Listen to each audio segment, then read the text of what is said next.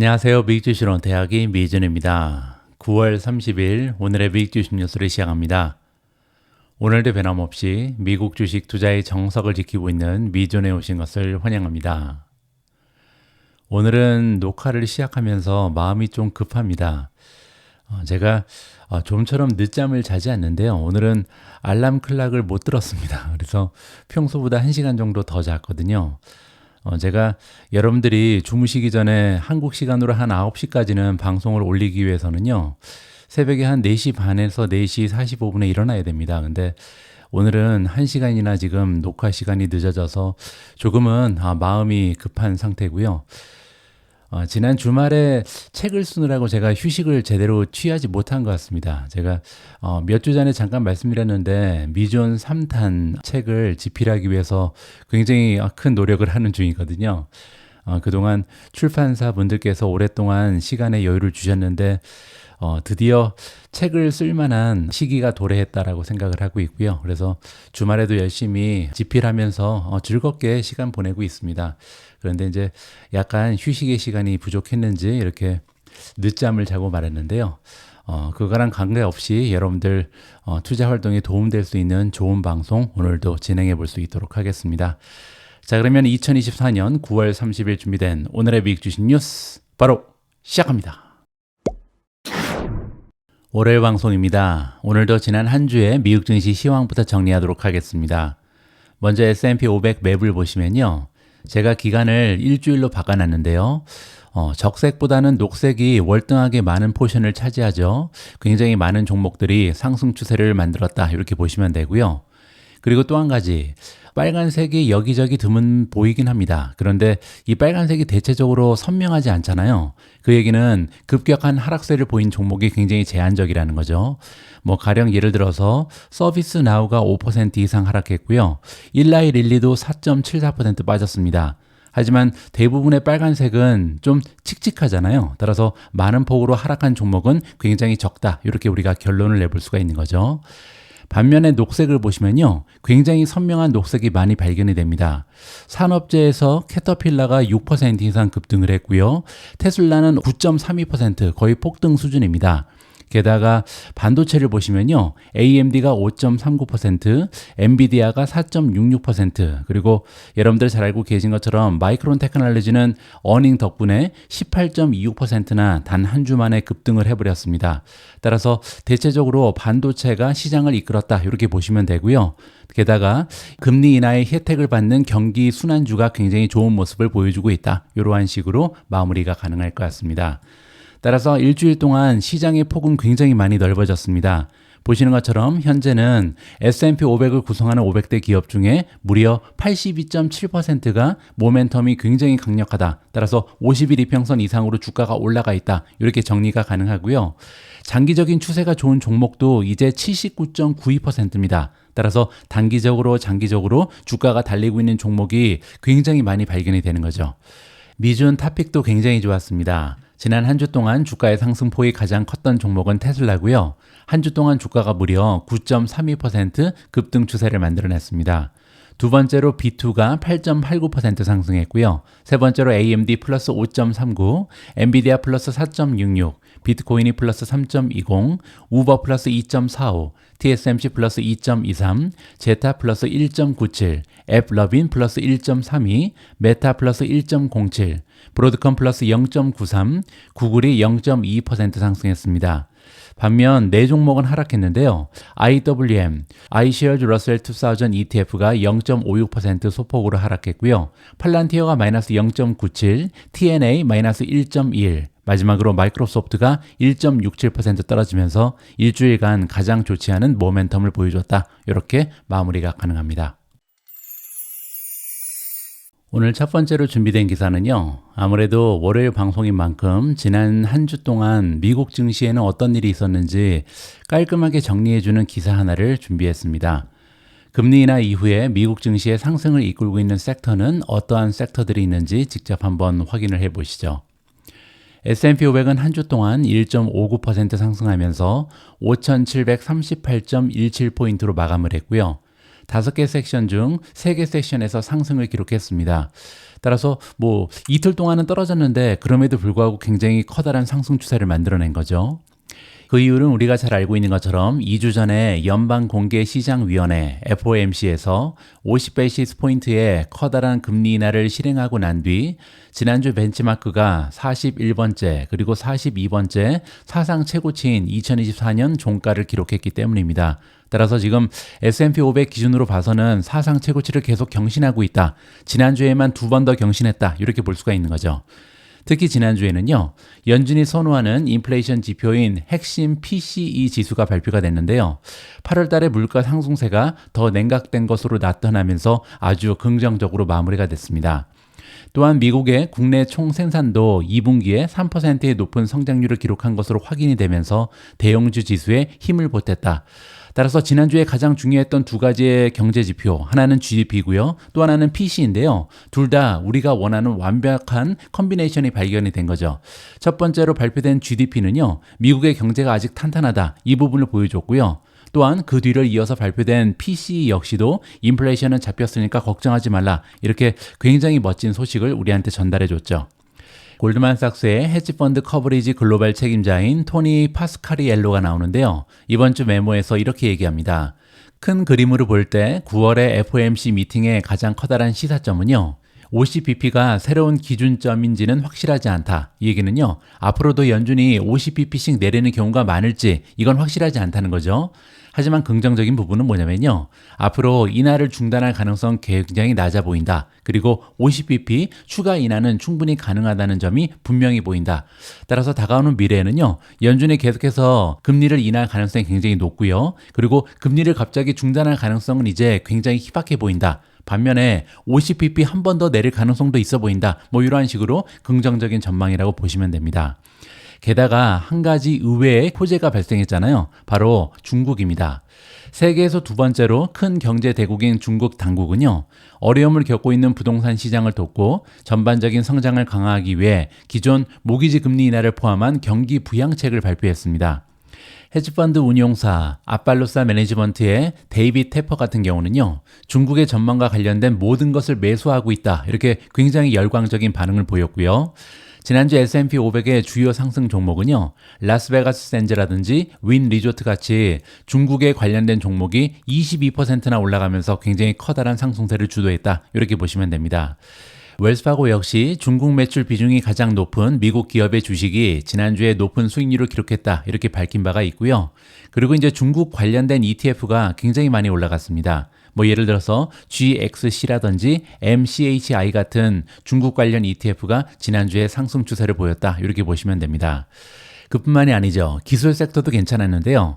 예상보다 나은 분기 가이던스를 발표한 마이크론 테크놀로지의 도움 때문에 칩 주가가 상승하면서 한 주 동안 기술 섹터가 1% 이상 상승세를 만들어냈습니다. 필라델피아 반도체 지수는요. 한 주 동안 무려 4% 이상 상승하면서 반도체가 기술주를 이끌었다. 이렇게 보시면 되겠죠. 자, 이번 주 같은 경우는요. 9월 미국의 고용보고서가 발표가 됩니다. 따라서 이러한 상승 추세가 이어질지 우리가 좀 기다릴 필요가 있는 거죠. 마지막으로 S&P 500을 이루는 11개 섹터의 섹터별 주간 성과를 좀 살펴보면요. 11개 섹터 중에 7개가 상승을 했는데요. 그 중에서도 원자재가 3% 이상 상승하면서 상승세를 주도했다. 이렇게 나와 있습니다. 반면 에너지 그리고 헬스케어가 가장 커다란 폭으로 하락을 했는데요. 그 순위를 여기 정리를 해놨죠. 1위는 원자재 플러스 3.38%고요. 두 번째로 소비자 재량. 이미 소비재는 경기 순환재잖아요. 따라서 경기를 타는 이미 소비재가 두 번째로 좋았다. 플러스 1.75. 세 번째 산업재가 1.5% 올라갔고요. 기술주도 마이크론 테크놀로지의 영향으로 인해서 플러스 1.13%, 유틸리티가 플러스 1.03, 통신 서비스가 1.02% 올라가면서 1% 이상 상승한 굉장히 좋은 추세를 만들어냈습니다. 그 밖에 5개 섹터는요. 지난주 미국 증시의 상승 추세에 조인하지 못했는데요. 그 이유는 대부분의 섹터가 가치주 섹터이기 때문입니다. 따라서 경기를 타지 않는 경기 방어주들이 지난주에는 좋지 않았다 이렇게 보시면 되겠죠. 7위를 보시면 필수 소비재입니다. 경기와 상관없이 수익을 증대시킬 수 있는 기업이 모아져 있는 섹터죠. 지난주에 0.09% 거의 횡보를 했고요. 8위는 부동산 마이너스 0.21%, 금융이 마이너스 0.53, 에너지 마이너스 0.82, 마지막으로 대표적인 가치주 헬스케어는요 마이너스 1.13으로 가장 좋지 않은 추세를 만들어냈습니다. 바로 앞에 기사에서는요, 지난주에 미국 증시가 신나게 달릴 수 있었던 이유를 세 가지로 깔끔하게 정리를 해줬습니다. 첫 번째 이유는 금리 인하죠.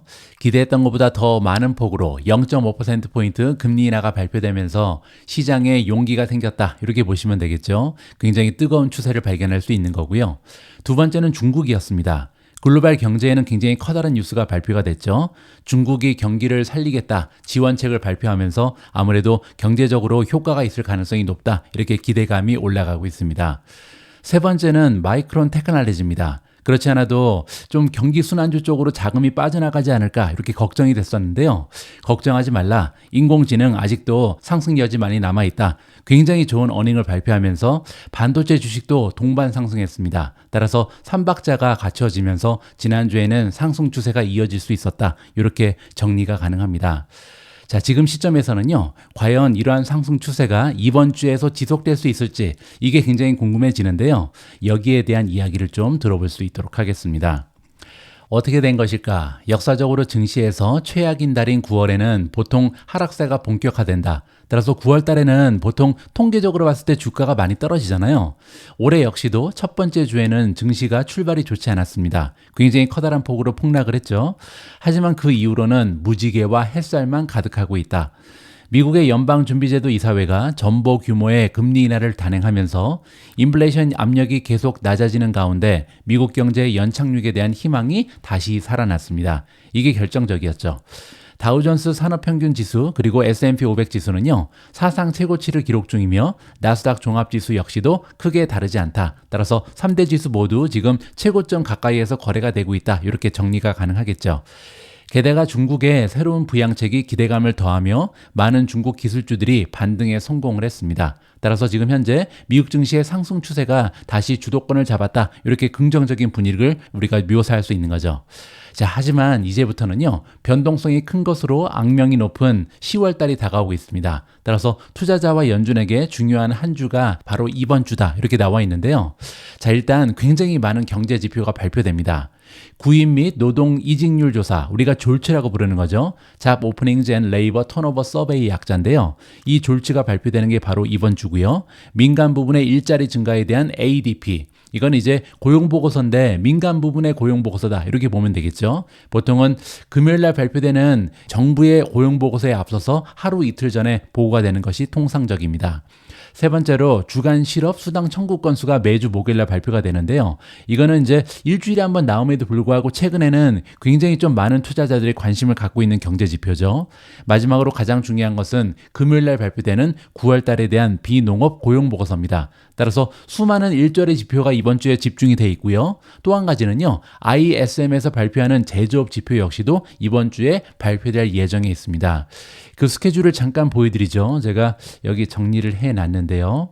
일단 화요일을 보시면요. 10월 1일이죠. 오전 10시에 8월 달에 졸지 리포트가 발표될 예정에 있고요. 또한 같은 시간 오전 10시에 최신 공급관리연구소 ISM의 제조업 지표가 발표될 예정에 있습니다. 따라서 하나는 지금 노동시장이 얼마나 뜨거운지, 또 하나는요. 제조업이 지금 좀 살아날 기미가 있는지 우리한테 넌지시 알려줄 수 있는 소중한 기회가 마련된다. 이렇게 보시면 되겠죠.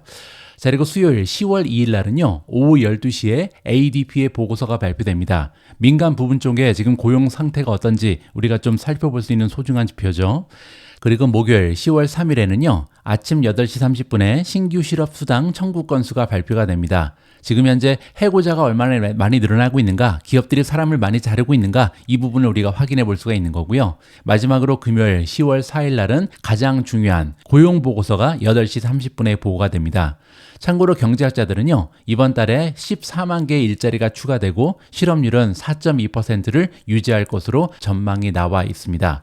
따라서 정리를 해보면요, 너무나 많은 지표가 발표되기 때문에 아직까지 미래는 결정되지 않은 거죠. 이번 주에 증시가 올라갈지 아니면 떨어질지는요, 아직까지 알 수 없습니다. 이러한 지표를 보고 우리가 적절히 대응을 해야 된다, 이러한 식으로 마무리가 가능할 것 같습니다. 조금만 더 읽어보시죠. 특히 고용지표가 시장을 움직일 가능성이 가장 높다. 따라서 금요일날 발표되는 고용보고서가 가장 중요하다는 거죠. 경제학자들은 9월 일자리 증가수가 8월에 14만 2천 개에서 14만 5천 개로 소폭 증가할 것으로 예상하고 있습니다. 반면 투자자들은요, 연준의 추가 금리 인하를 정당할 수 있는 약간의 둔화 모습이 나오기를 기대하고 있다.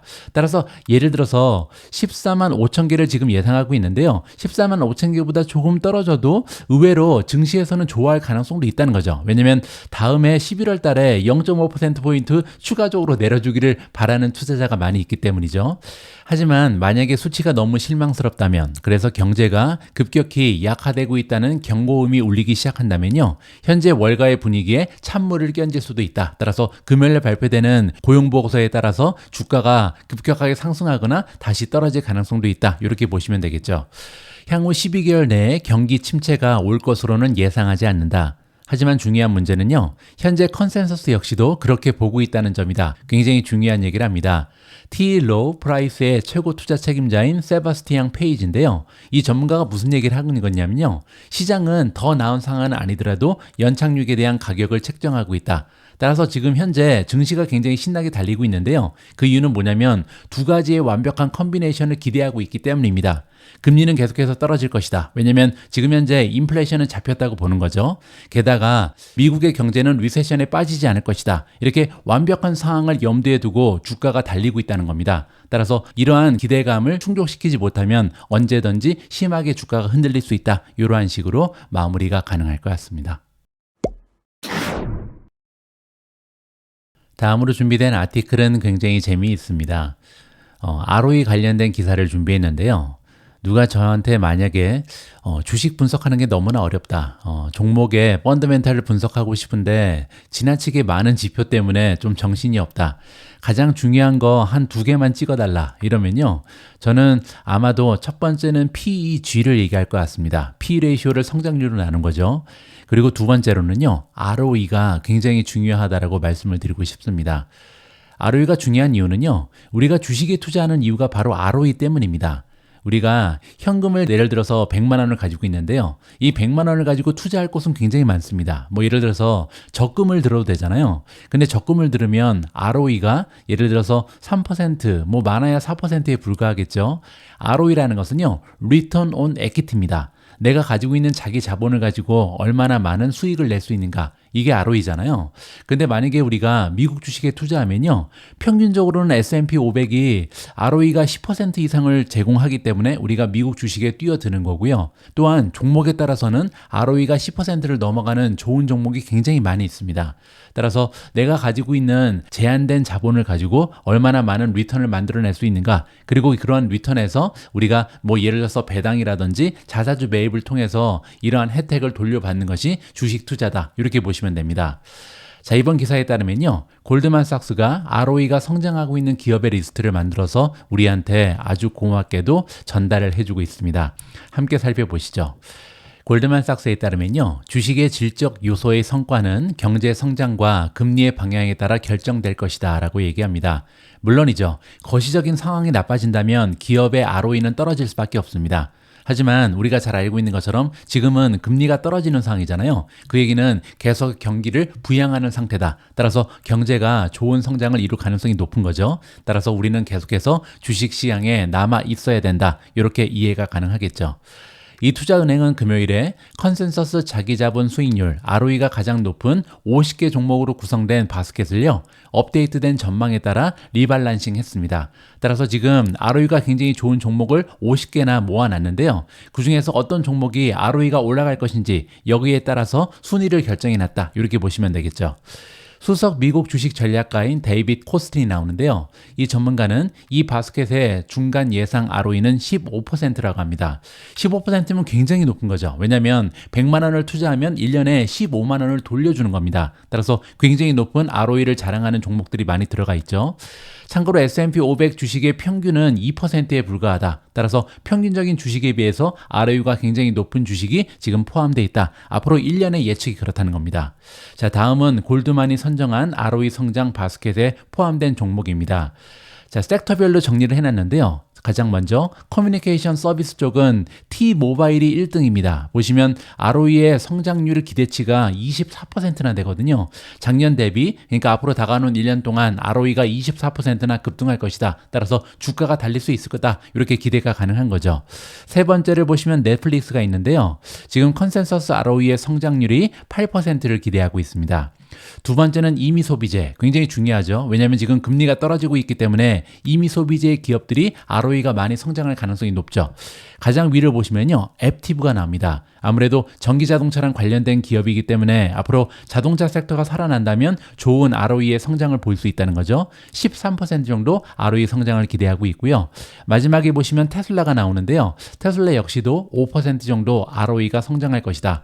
테슬라는 ROE가 굉장히 높은 기업입니다. 한 20% 정도 되거든요. 근데 거기에서 추가적으로 5%의 성장을 할 수 있다. 이렇게 지금 보고 있는 거죠. 그리고 밑으로 조금 더 내려오시면요, 산업재가 보이는데 우버가 발견됩니다.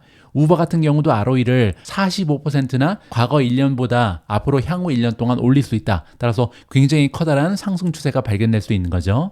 자, 마지막으로 기술주를 볼 텐데요. 기술주 같은 경우는 굉장히 많은 기업들이 ROE의 성장을 기대하고 있죠. 첫 번째로 AMD가 좋은데요. AMD 같은 경우는 앞으로 1년 동안 ROE의 성장률이 42%나 될 것으로 기대가 나오고 있고요. 두 번째는 펄솔라인데요. 펄솔라의 ROE 성장률도 26%가 컨센서스로 제시되고 있습니다. 그 밖에 브로드컴이 9%, 슈퍼마이크로컴퓨터가 8%, 어도비가 6%, 모놀리틱 파워 시스템즈가 플러스 5%, 그리고 세일즈포스 역시도 5%나 성장을 기대할 수 있다. 따라서 이러한 기술주들이 앞으로 ROE가 성장하면서 주가가 상승하지 않을까, 이렇게 기대가 가능한 거죠. 자, 그런데 엔비디아가 안 보이잖아요. 엔비디아의 ROE는 어떤지 제가 잠깐 여러분들께 보여드리도록 하겠습니다. 일단 ROE의 퍼센티지를 확인을 하기 위해서는요, 우리가 프로피터빌리티로 들어가면 되는데요. 여기에 가면 수익률 관련된 여러 가지 지표가 나와 있죠. 엔비디아의 ROE 여기 나와 있습니다. Return on Equity죠. 플러스 123.77%입니다. 이 얘기는요, 지금 과거 1년 동안 엔비디아 같은 경우는 100만 원을 투자해서 123만 7,700원을 만들어낸 겁니다. 그걸 우리한테 나눠줬기 때문에 우리의 주가가 그렇게 많이 올라간 거죠. 따라서 이러한 엄청난 ROE를 과거 1년 동안 보였던 것이 바로 엔비디아다. 이렇게 볼 수가 있는 거고요. 자, 그러면 과거 1년 동안 엄청난 ROE를 만들어냈는데 여기에서 추가적으로 상승이 가능한지 성장률을 봐야겠죠. 이 경우에는 그로스, 성장을 택하고요. 자, 그로스 안에 보시면요, ROE의 성장률도 표시가 됩니다. 쭉 내려가시면요, 지난 1년 동안 ROE의 성장률은 무려 200%가 넘어갔습니다. 따라서 1년 전에 비해서 과거 1년 동안 ROE가 무려 3배 정도 오른 거죠. 굉장한 주식이고요. 그리고 앞으로 다가오는 1년 동안도 ROE가 추가적으로 33.35%가 올라갈 것이다. 긍정적인 전망이 나오긴 합니다. 자, 그럼에도 불구하고 200% 성장하던 기업이 33%밖에 성장하지 못한다. 뭐 이러한 근심이 있기 때문에 엔비디아 주가가 최근에 좀 달렸다 말다, 떨어졌다 올라갔다 반복하는 것이 아닐까, 이렇게 우리가 정리를 해봐도 좋을 것 같습니다. 지난 한 주 동안 미준 탑픽에 속해 있는 종목 중에 가장 좋은 주가의 상승을 도모했던 종목은 바로 테슬라입니다. 테슬라의 주가 흐름이 좋은 이유는 두 가지 정도로 압축이 되는데요. 첫 번째는 이제는 실적이 바닥을 찍었다, 이러한 기대감이 나와 있기 때문이죠. 원래는요, 주가가 이렇게 떨어지는 이유는 단 하나입니다. 앞으로 가면 갈수록 실적이 좋아지지 않을 것이다. 주가는 보통 6개월 이상 선행을 하잖아요. 따라서 다가오는 미래에 실적이 저하될 가능성이 높으면 주가는 떨어지는 거고요. 지금 현재 테슬라의 어닝 실적은 굉장히 초라하죠. 하지만 지금부터는 실적이 향상될 것이다. 드디어 바닥을 찍었다. 이러한 기대감이 나타나게 되면요, 아무래도 주가는 상승 추세를 보일 수밖에 없다. 이렇게 정리가 가능합니다. 자, 그리고 테슬라를 둘러싼 두 번째 호재는요, 바로 로보택시 이벤트죠. 이제 10월 10일 날 로보택시 이벤트가 개최가 되는데요. 이 이벤트에 굉장히 기대감이 올라가면서 주가가 달릴 수 있는 두 번째 이유가 되고 있습니다. 자, 하지만 이렇게 좋은 분위기에 찬물을 끼얹는 기사 하나가 있는데요. 테슬라의 주가가 로보택시 이벤트 이후에 하락할 수 있다. 이러한 견해입니다. 어떠한 주장인지 한번 읽어보시죠. 테슬라의 주가는요, 로보택시 데뷔를 앞두고 급등하고 있지만 월가는 이 이벤트가 조만간 회사의 수익에 도움이 되고 주가 상승을 정당할 수 있을지에 대해 회의적인 시각을 보이고 있다라고 합니다. 따라서 전반적인 분위기는 그렇게 좋지 않다는 거죠. 테슬라는 10월 10일 로스앤젤레스에서 공개하는 로보택시 위로봇과 다음 주에 발표될 예정인 3분기 실적을 앞두고요. 투자자들이 몰려들면서 9월 달에만 22%나 폭등 추세를 만들어냈습니다. 이 로보택시는요, 소유주가 우버식 차량 호출 네트워크의 일부로 사용하도록 승인할 수 있는 자율주행 차량이 될 가능성이 높다. 따라서 테슬라 차주들이 이제는 로보택시를 갖게 된다. 이러한 기대감이 올라가면서 주가가 올라간다. 이렇게 보시면 되겠죠. 최근에 뜨거운 열기로 인해서 테슬라의 주가는요, 올해 처음 플러스 영역으로 상승을 했고요. 이제는 2024년 1월 1일부터 5% 가까이 상승한 상황입니다. 그동안 주가 흐름이 너무나 좋지 않았는데 단숨에 따라잡고 있다. 이렇게 볼 수가 있겠죠. 월가는요, 테슬라가 위 로봇의 높은 기대에 부응하기 위해 사이버캡 로보택시 프로토타입을 공개할 것으로 예상하고 있습니다. 따라서 적어도 어떻게 생겼는지 프로토타입이 나올 것이다. 이러한 기대감이 지금 확산되고 있다는 거죠. 투자자들은 또한 테슬라가 오토파일럿 및 완전자율 주행으로 알려진 운전자 지원 기능과 인공지능 기능의 발전된 모습을 공개할 것으로 기대하고 있다. 따라서 자율주행 관련해서도요, 굉장한 업그레이드가 발견될 것이다. 이렇게 기대감이 또 하나 있다는 거죠. 투자자들은 또한 유럽, 중국 및 기타 국가에서 테슬라 FSD에 대한 규제 승인에 대한 업데이트도 확인할 예정이다. 아무래도 자율주행이 본격적으로 활성화되기 위해서는 규제를 넘어서야 되잖아요. 따라서 이러한 쪽에도 좋은 뉴스를 기대하고 있다. 따라서 지금 현재 기대하고 있는 게 굉장히 많다는 것을 확인해 볼 수가 있는 거죠. 자, 하지만 CFRA의 게럴 넬슨을 비롯한 일부 분석가들은요, 테슬라의 이번 이벤트는 단순히 입소문을 불러일으키기 위한 할리우드식 쇼케이스에 가까운 이벤트일 것이다. 이렇게 굉장히 좀 기대감을 낮추는 이야기를 하고 있습니다. 소문난 잔치집에 먹을 것이 없을 것이다. 이렇게 지금 얘기하는 거죠. 우리는 테슬라 스토리에 대해 오랫동안 강세 진영에 속해 있었다. 따라서 우리는 원래 테슬라 불이다. 이렇게 얘기하는 거죠. 하지만 지난 7월에 2분기 실적 발표 후 우리는 보류로 전환했다. 그때부터는 이제 강세가 아니라 보류다. 보유 의견을 주고 있다. 이렇게 얘기하는 거죠. 그리고 이번 이벤트를 앞두고 있는 시점에서는요, 회의론자에 가깝다라고 얘기합니다. 따라서 이 전문가는 가면 갈수록 테슬라에 대해서 부정적인 견해를 갖고 있는 거죠. 게럴 넬슨은요, 최근 주가의 극적인 상승이 주요 테슬라 이벤트를 앞두고 주가가 보여준 전형적인 모습이라고 덧붙였습니다. 따라서 이벤트를 앞두면 보통 이렇게 주가가 올라가는 경향이 있는 것이 과거 테슬라 주가의 모습이었다. 이렇게 지금 강조를 하는 거죠. 자, 근데 문제는요, 이제 기준은 높아졌고 이번 투자자의 날을 앞두고 테슬라가 이러한 높은 기대치를 뛰어넘기는 어려울 것이라고 얘기합니다. 아까 우리가 본 것처럼 10월 10일 날 발표되는 이벤트에서 지금 투자자들이 기대하고 있는 게 한두 가지가 아니잖아요. 굉장히 다양한 업그레이드 그리고 중요한 뉴스들을 기대하고 있는데 과연 이러한 뉴스들을 테슬라가 전달해 줄 수 있을까? 이렇게 지금 얘기하는 거죠. 그들은 실제로 벽에 부딪혔다. 매출 성장이 벽에 부딪혔다. 수익 성장이 감소하고 있다. 그리고 2, 3년 후를 내다봐도 주당 순이익이 크게 개선될 것으로는 보이지 않는다라고 부정적인 의견을 게럿 넬슨은 피력하고 있습니다. 자, 그런데 지금 시장에서는요, 그러한 의견이 지배적인 것 같습니다.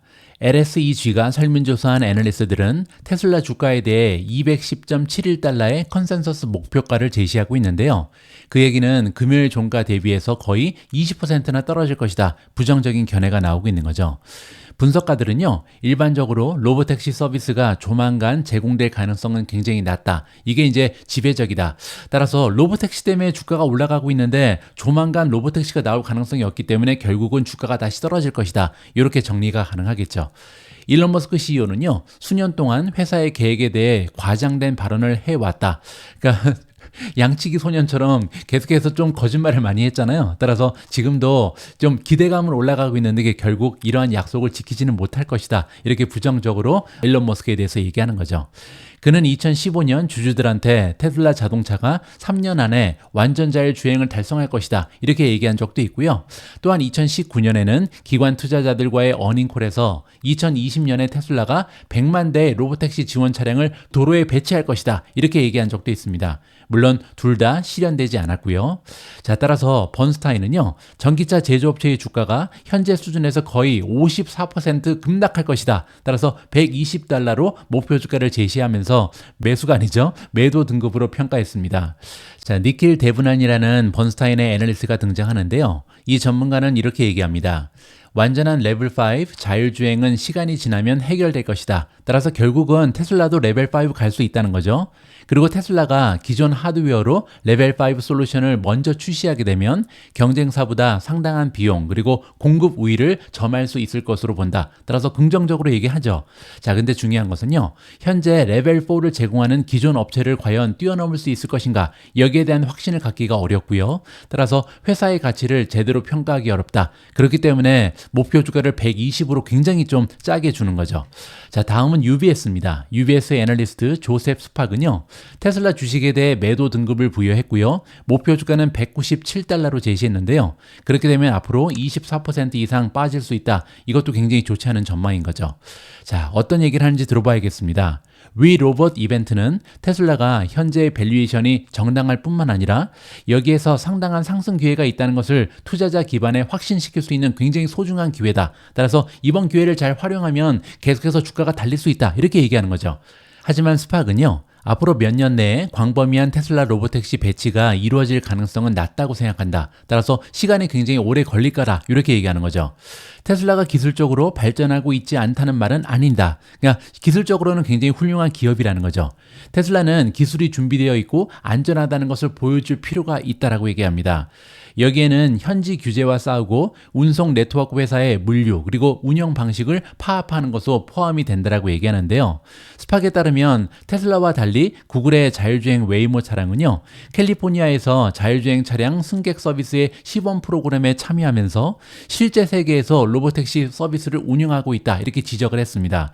따라서 이 기술력만 월등해서는 안 되고요, 각종 규제 문제도 있고 또 실제적으로 이 자율주행 차량을 운영하면서 계속해서 수정을 해나갈 부분이 굉장히 많은데 아직까지 이 부분에 대해서는 너무나 뒤처져 있다, 이러한 견해인 것 같습니다.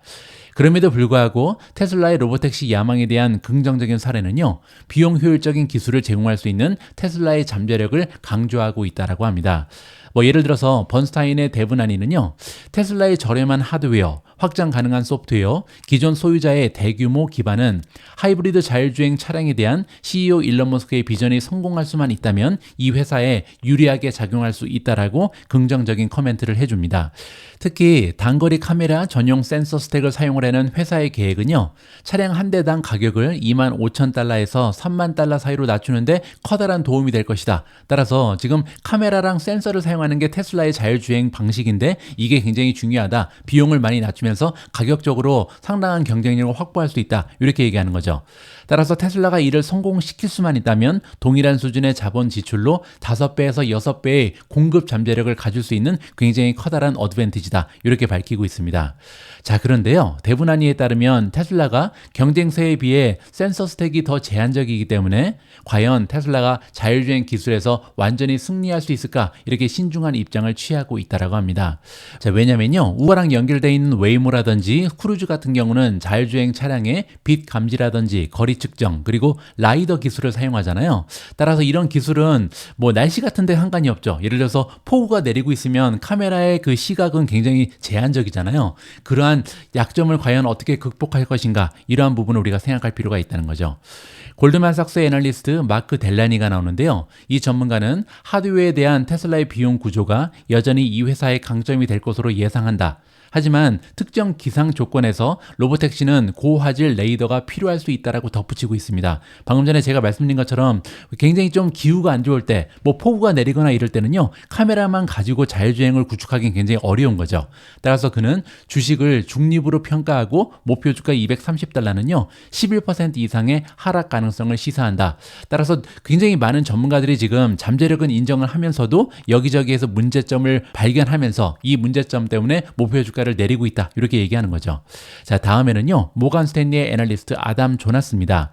비중 확대 의견, 따라서 유일하게 매수 의견을 주고 있고요. 목표 주가는 310입니다. 따라서 20% 가까이 추가적으로 올라갈 수 있다. 이렇게 긍정적인 전망을 가지고 있는 강세론자죠. 하지만 그조차도 위 로봇 이벤트가 다가오면서 의구심을 품고 있다라고 얘기합니다. 조나스는요, 솔직히 투자자들의 높은 기대에 부응할 수 있을지 고심하고 있다라고 솔직한 의견을 제시하고 있습니다. 자, 따라서 최근에 최고의 주가 흐름을 보이고 있는 테슬라의 향후 전망은요, 10월 10일 날 발표되는 그 내용에 달려있다. 이렇게 보시면 될 것 같습니다. 이 자동차가 어떻게 생겼는지 프로토타입도 나와야 될 것 같고요. 게다가 앞으로 다가오는 미래에, 가까운 미래여야 됩니다. 가까운 미래에 어떠한 경로를 통해서 우리가 로보택시를 출시할 거고 어떠한 식으로 수익을 증대시킬 것인지 구체적인 계획이 발표가 돼야 이러한 추세가 이어질 수 있다는 것이 저의 개인적인 판단입니다. 따라서 우리 투자자 입장에서는요, 지금 현재는 너무나 좋은 모멘텀이 발휘되고 있기 때문에 조금은 지켜볼 필요가 있는 거죠. 하지만 만약에 10월 10일 날 발표되는 내용이 우리가 기대했던 것만큼 미치지 못한다면 그 이후에는 주가가 크게 떨어질 수 있다. 반면 굉장히 좋은 기대에 부합하는 이러한 발표 내용이 발견되면요, 그때부터는 이러한 추세가 오히려 가속화될 수도 있다. 따라서 적절히 대응하는 것이 가장 중요하다라고 다시 한번 반복해서 메시지를 보내드리고 싶습니다. 자, 다음에는요, 지난 한 주 동안 테슬라 못지않은 상승 추세를 만들어낸 비트코인 관련된 뉴스를 준비했습니다. 중국 덕분에 역대 최고 9월을 기록 중인 비트코인이라는 내용입니다. 지난주 중국 정부가 경제를 지원하기 위한 일련의 부양책을 발표하고 트레이더들이 연방준비제도 이사회가 올해 추가 금리 인하를 단행할 것으로 예상하면서 비트코인은 사상 최고의 9월 실적을 기록하고 있습니다. 비트코인은 주식이 아닙니다. 따라서 펀더멘탈이 없잖아요. 펀더멘탈이 없다는 얘기는 결국은 경제 상황, 즉 매크로 상황에 의해서 좌지우지된다. 이렇게 보시면 되는데요. 최근 들어서는 매크로의 좋은 뉴스가 굉장히 많죠. 금리가 뚝뚝 떨어지고 있고요. 또 한 가지, 중국에서 경제를 지원할 것이다. 따라서 글로벌 경제가 향상될 가능성이 높잖아요. 그 얘기는 비트코인에 투자할 수 있는 투자 자금이 늘어날 수 있다. 긍정적으로 해석이 가능합니다. 비트코인은 이번 달 들어서 금요일까지 12.3%나 급등하면서 비트코인이 출시된 2009년 이후 최고의 9월 실적을 기록하고 있고요.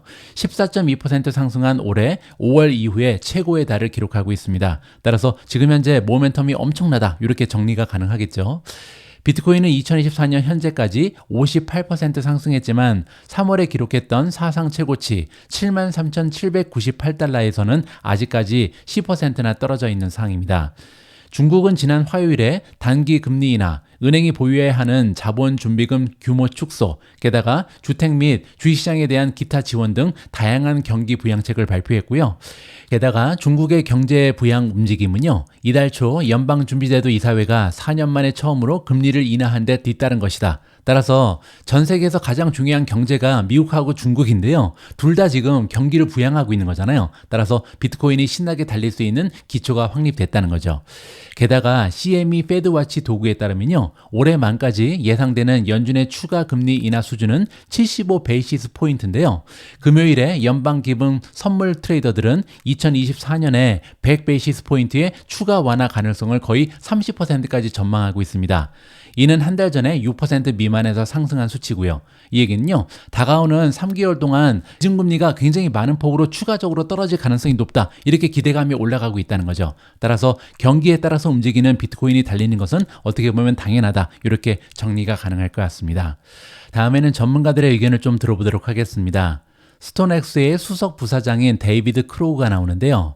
데이비드 크로거는 중국의 경기 부양책과 미국의 추가 금리 인하 가능성이 맞물리면서 글로벌 유동성이 증가할 것이다. 그렇게 되면요, 비트코인과 기타 위험 자산의 강세 환경을 조성할 것이다 라고 전망하고 있습니다. 시장에 돈이 많다면요, 아무래도 투자 자금이 몰려들기 때문에 주가 그리고 비트코인의 가격은 올라갈 수밖에 없다. 이렇게 긍정적으로 예측이 가능한 거죠. 한편 중국이 2021년부터 암호화폐 거래와 채굴을 금지하려 했음에도 불구하고 중국의 트레이더들은요, 여전히 글로벌 암호화폐 생태계의 중요한 부분을 차지하고 있습니다. 체인널리시스의 데이터에 따르면요, 중국의 장외 암호화폐 브로커는 지난 6월까지 3분기 동안 총 754억 달러의 자금이 유입된 것으로 나타났습니다. 따라서 중국의 경기가 살아나면요, 비트코인에 또 다른 호재가 발생한다, 이렇게 우리가 기대를 해볼 수가 있는 거죠. 따라서 탈중앙화 암호화폐 벌텍스의 최고 경영자 다리우스 타바이는요, 중국의 경기 부양책이 일부 아시아 지역의 소맥 트레이더, 특히 중국의 자산을 보유한 투자자들한테는 다시 힘을 실어줄 가능성이 높다라고 긍정적으로 전망이 나오고 있습니다. 자, 따라서 이번 랠리는 쉽게 사그라지지는 않을 것이다. 계속해서 좋은 효과를 발휘하면서 비트코인이 정고점을 한번 도전하지 않을까, 이렇게 기대감이 쭉쭉 올라가고 있다라고 마무리를 해드리겠습니다. 자, 이렇게 미국 증시도 그렇고요, 비트코인도 지난주에 발표된 중국의 부양책 덕분에 좋은 흐름을 만들어내고 있는데요.